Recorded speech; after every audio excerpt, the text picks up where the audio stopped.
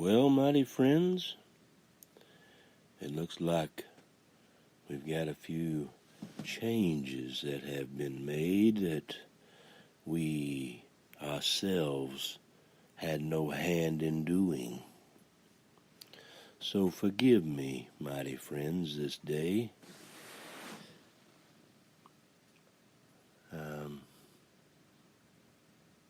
Welcome to the 8th journey. Yeah, we've been locked up in this dark place now for 8 days together. I've given you water and I've given you food to eat. And on the dedication day, you revealed,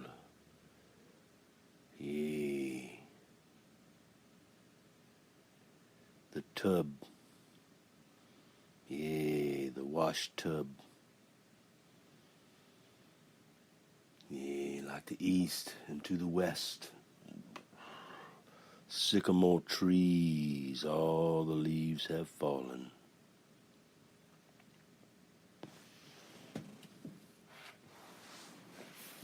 The wash tub is full of rainwater. I think it's about to be overflowing, y'all. It may have already been overflowing. That old yellow submarine gets going, though. That old wash tub water gets sloshing around. That little rubber duck's still in there, though. I love all you little children of the light. I hope your faith is built, by words of delight.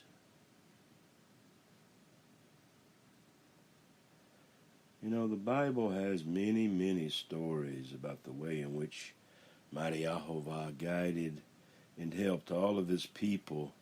Guided the leaders and comforted the people.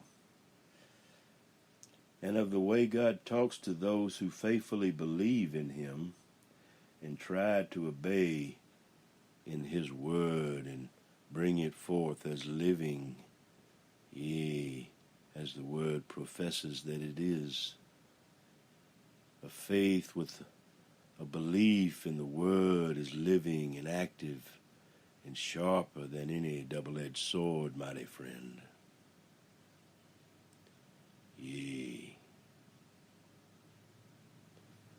So,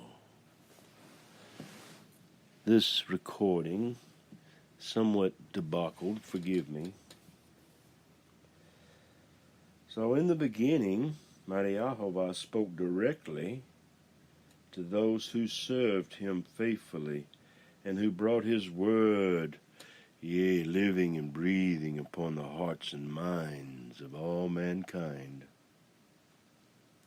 Humble bondservants, later as men became more, involved in their lives and in the world around them, they became more and more removed from mighty Yahovah, and their precious gifts became more and more about themselves.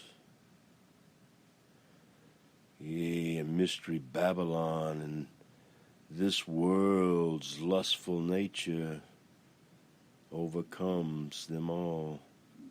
Let it not overcome this generation. Let this generation overcome them all. That the word would be made true and their scabbard full of glory. That their spiritual birthing of their children, would be brought forth only by Yahovah himself.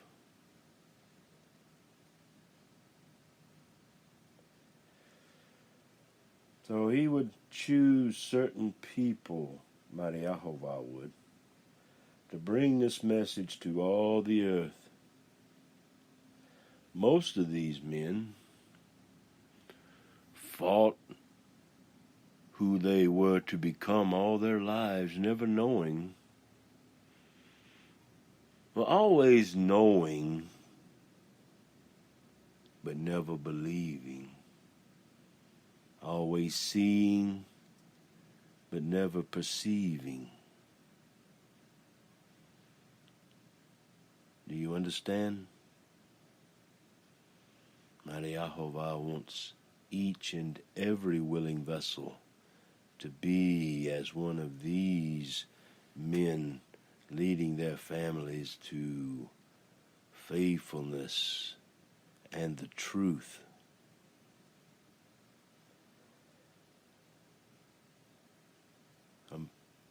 Among all these kind of people that were set apart for the glory, there was a special group of humble bondservants that lived and breathed the glory of the Father, and they were called prophets. And their sayings and deeds were written down. And so each of the prophets, they had a book named after them. So I just want to tell you a few stories about some of these guys and what they did. First one I want to tell you about is named Isaiah. Yeah, he spoke with angels, and takes one to know one, they say.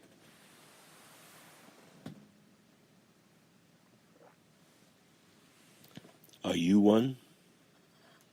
Could you be groovy like one? Yeah.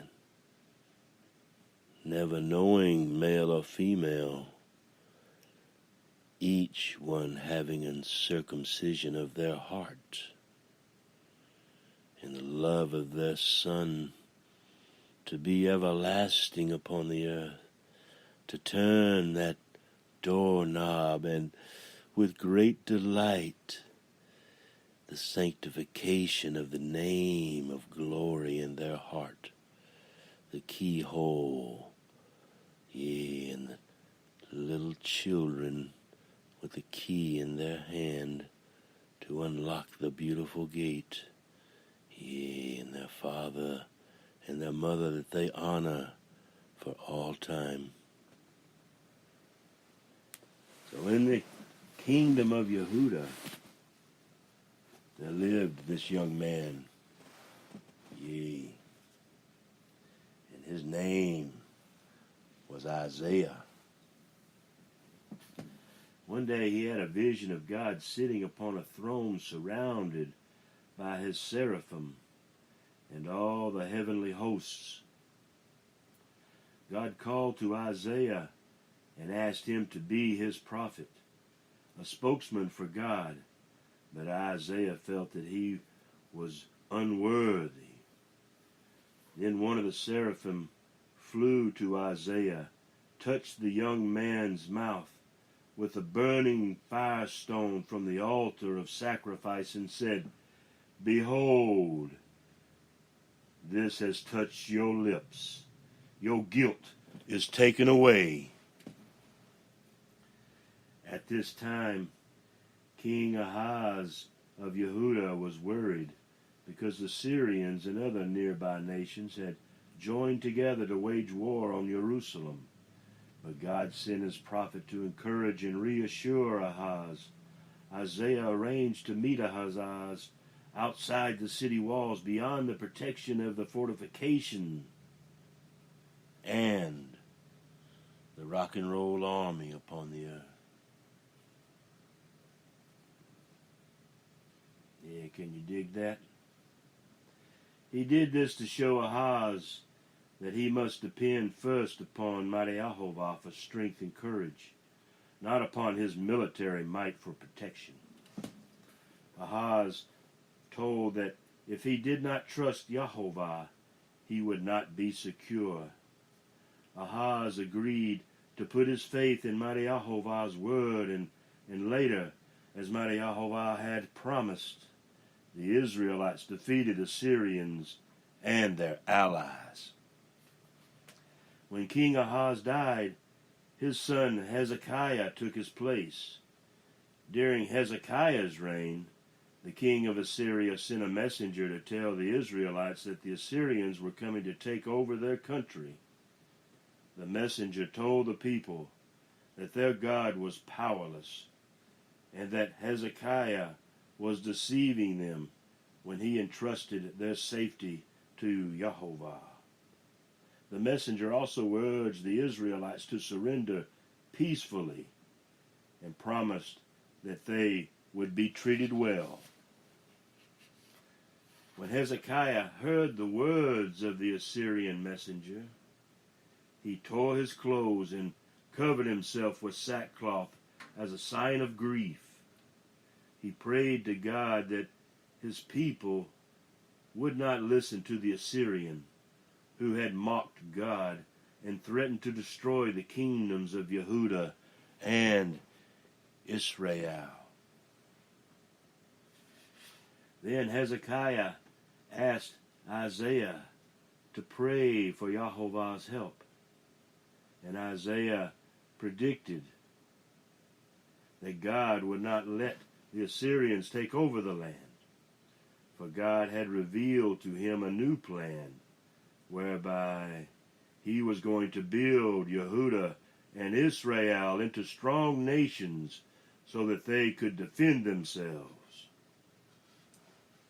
The same night that Isaiah spoke his reassurance, God stopped the Assyrians from entering Jerusalem. Thousands died in the camp outside the city, and those that remained alive fled. Shortly after this, Hezekiah became very ill and was at the point of death. Isaiah came and said to the king, "Thus says Mighty Yahoshua HaMashiach, set your house in order, for you shall die soon." When Hezekiah heard these words, he turned his face to the wall and wept bitterly.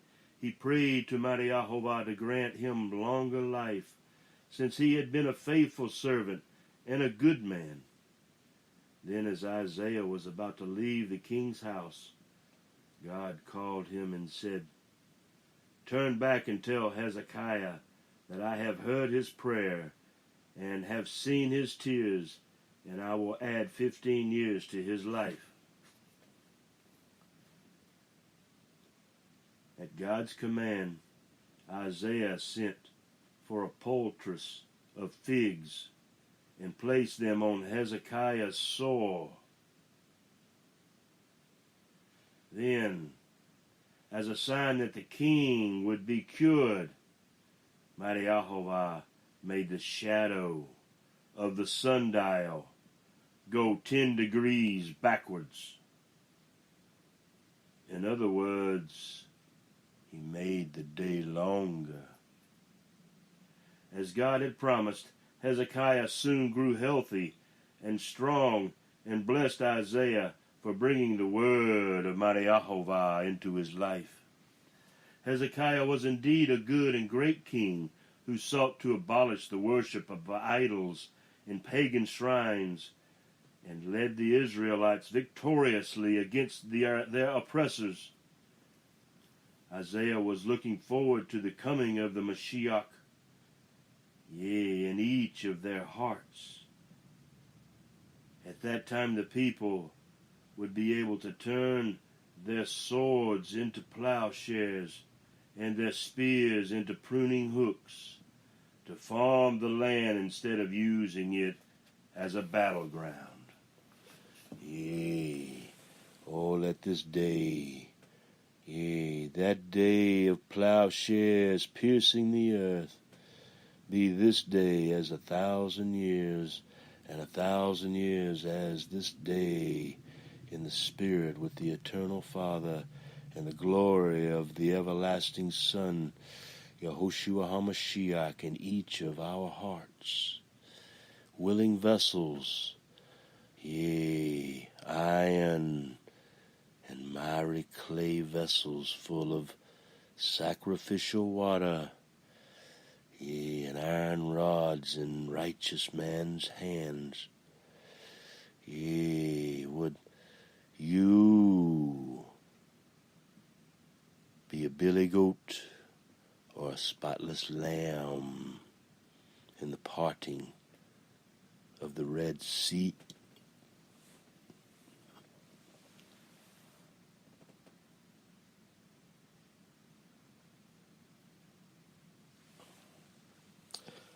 So Jeremiah was a bullfrog.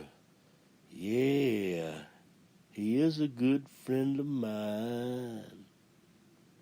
Y'all never understood a single word he said, but y'all always drinking his wine. Yeah, he's got some mighty fine wine. Singing joy to the world. All the boys and girls now, yeah, the little children. Joy to the fishes in the deep blue sea. Yeah, the emerald ocean, y'all. Yeah, joy to the you. Yeah, within the me of we. So in the land of my brother Benjamin, yeah, that land in New Jerusalem, in Israel, there lived a boy named Jeremiah.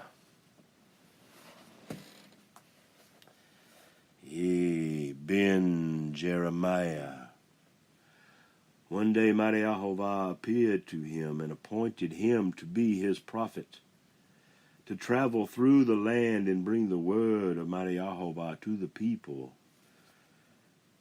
Jeremiah was afraid and said to God, I am just a young boy, and I don't know how to speak to the people.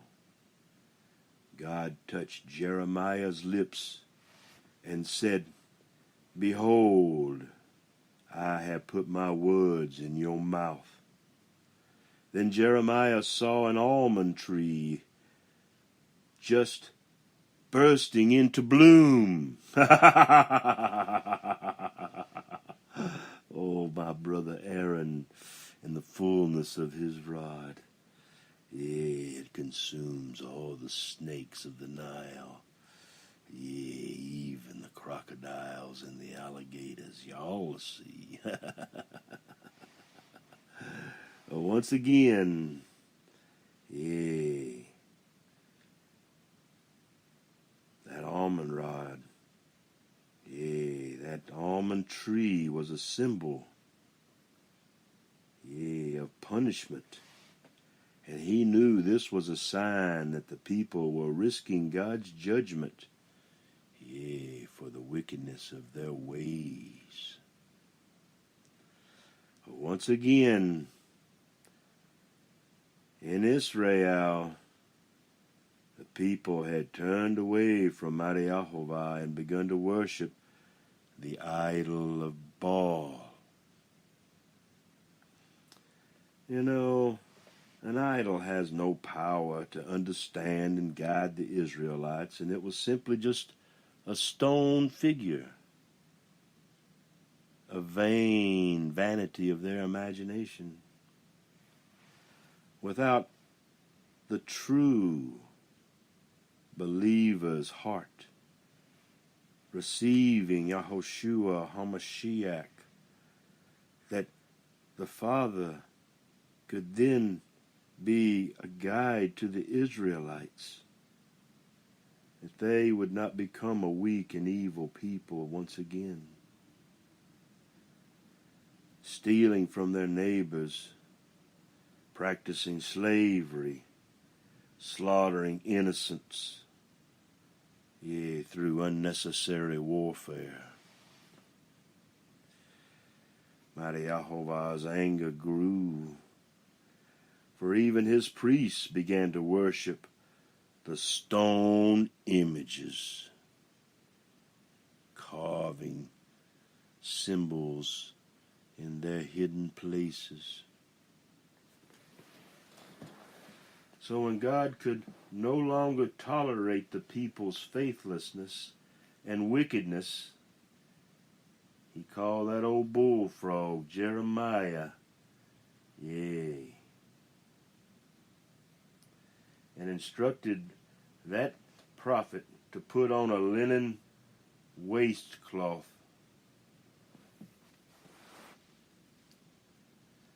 After Jeremiah had done this, Yahovah told him to take off the waistcloth and hide it between the rocks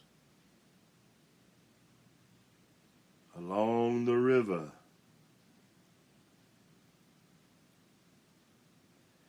Several days passed,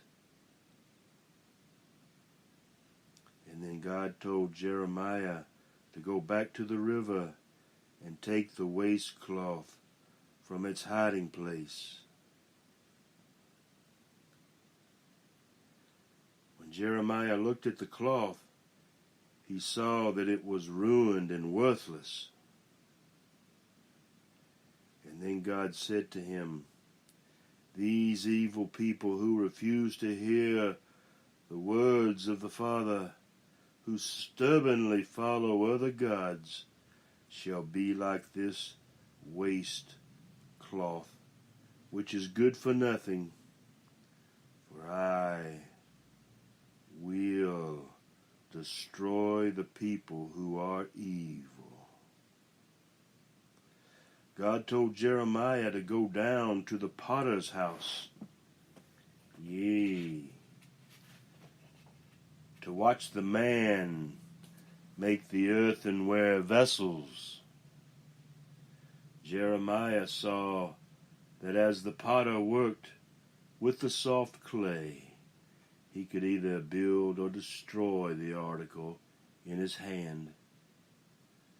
Then God said to Jeremiah, "Behold, like the clay in the potter's hand, so is the house of Israel in my hand. If the people are evil, I will destroy their nation. And if they repent and do good, yea, the eyes will rebuild their nation." For many years Jeremiah brought the word of Mighty Yahovah to his people.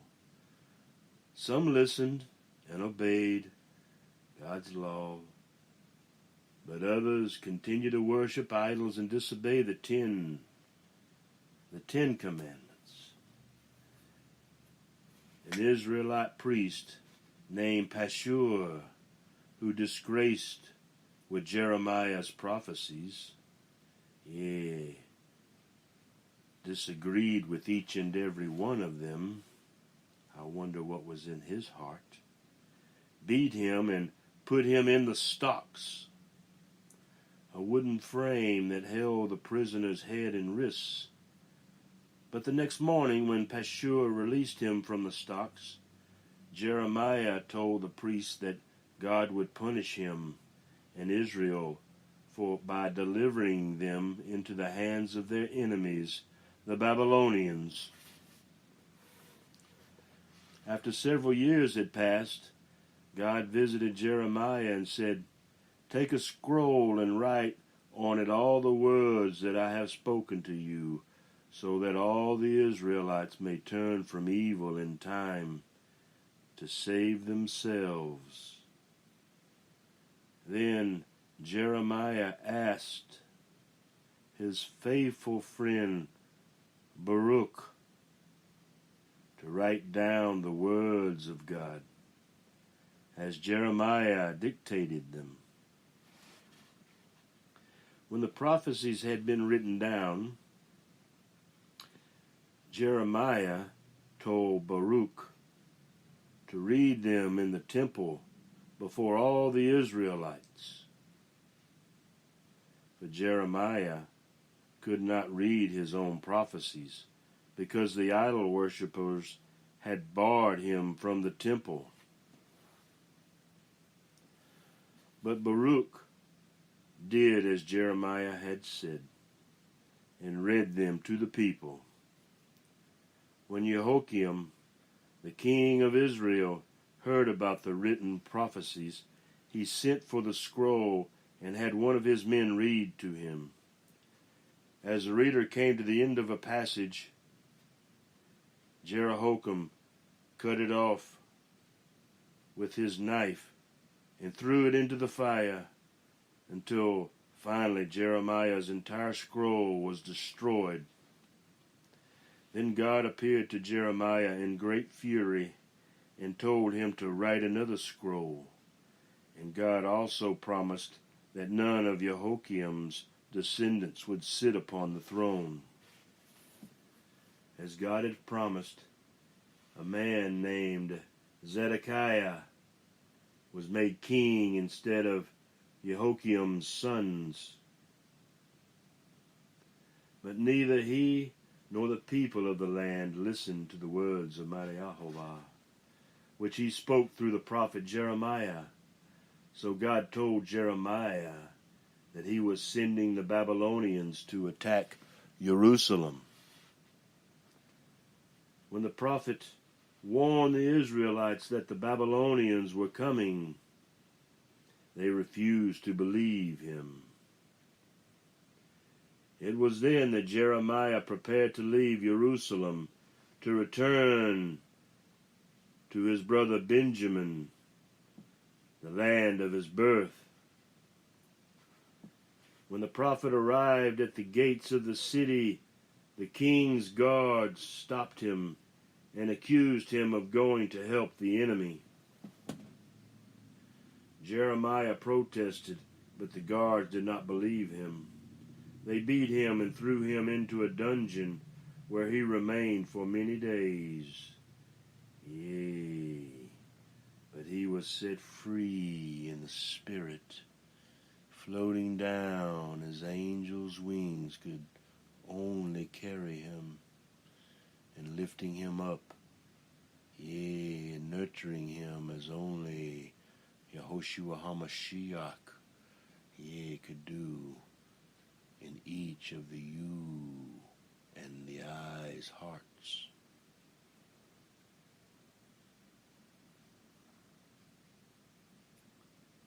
When the rest of the people heard that Jeremiah had been caught, they demanded that he be cast into a deep, dark pit to punish him even further. Here the prophet remained until the king's servant, an Ethiopian, brought Zedekiah the news that Jeremiah was dying of hunger. Yea, and had nothing to drink.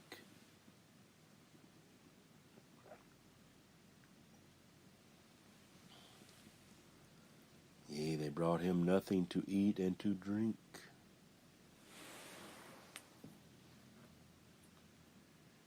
The king feared Jeremiah for his predictions about the fate of the Israelites.